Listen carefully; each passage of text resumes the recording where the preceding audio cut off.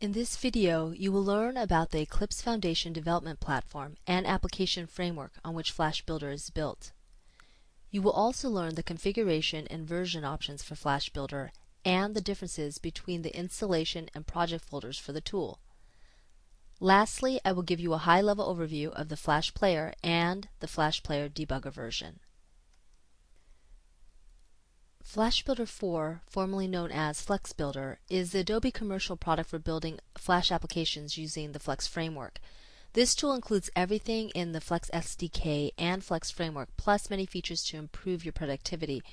You will learn about Flash Builder throughout the rest of this video series, but some of the features include context-sensitive code hinting, an interactive step-through debugger with variable evaluation, a visual design environment for laying out and styling your application, data access wizards for connecting to server-side data, memory and performance profilers, automated testing support, and much more. Flash Builder is based on the nonprofit open-source Eclipse development platform and application framework for building software. Eclipse is based on software originally released by IBM into the public domain, and hundreds of plugins for the environment have been created to support software developers working in many different programming languages, including ColdFusion, Java, and C++. For developers who are already working with Eclipse, you can use the plugin installer for Flash Builder.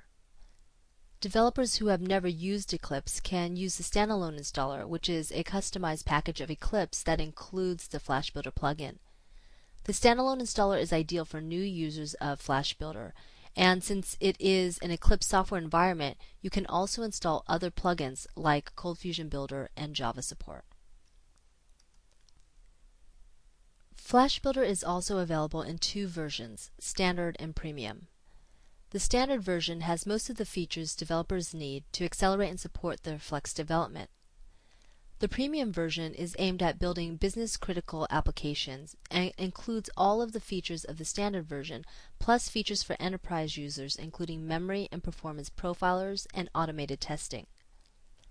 The data visualization support in Flash Builder Premium allows you to create charts, visual dashboards, and rich reports with complex grouping and summary features. After you have installed Flash Builder and have started development, there will be times when you need to distinguish between the installation folder for Flash Builder and the folder where your code files are stored by default. This is the default installation directory on my Windows computer. When I drill down into the SDKs folder, you see that two versions of the Flex framework are available in this version of Flash Builder. Flash Builder 4 uses the SDK in the 4.0.0 directory. On my Mac, you can see that Flash Builder is installed in Applications, Adobe Flash Builder 4. Otherwise, the SDKs are in the same location. In a later video, you will learn how to organize your code into Flash Builder projects and workspaces.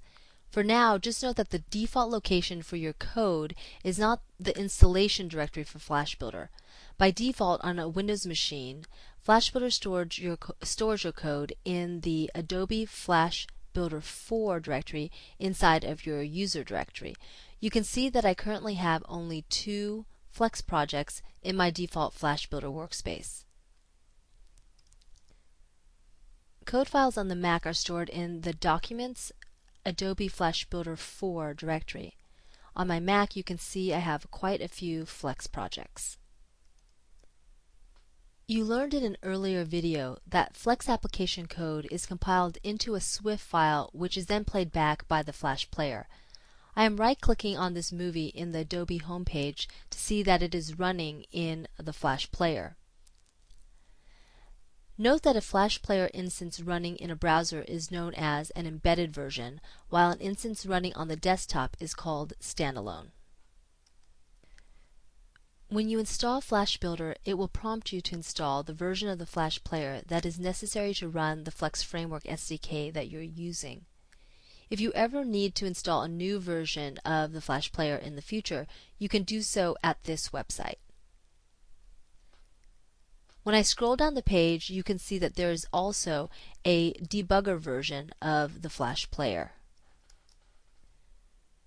The Flash Player debugger version can also play back Swift files, but it is designed with additional functionality to help developers who are programming Swift applications. With this version, you can output statements and error messages to a Flash Player local text log on your computer. Flex SDK developers can also write to the local log using command line debuggers. Developers who are using Flash Builder can skip the use of the local log file in favor of an interactive debugger right inside of the tool. You will use the debugger in many exercises in this series.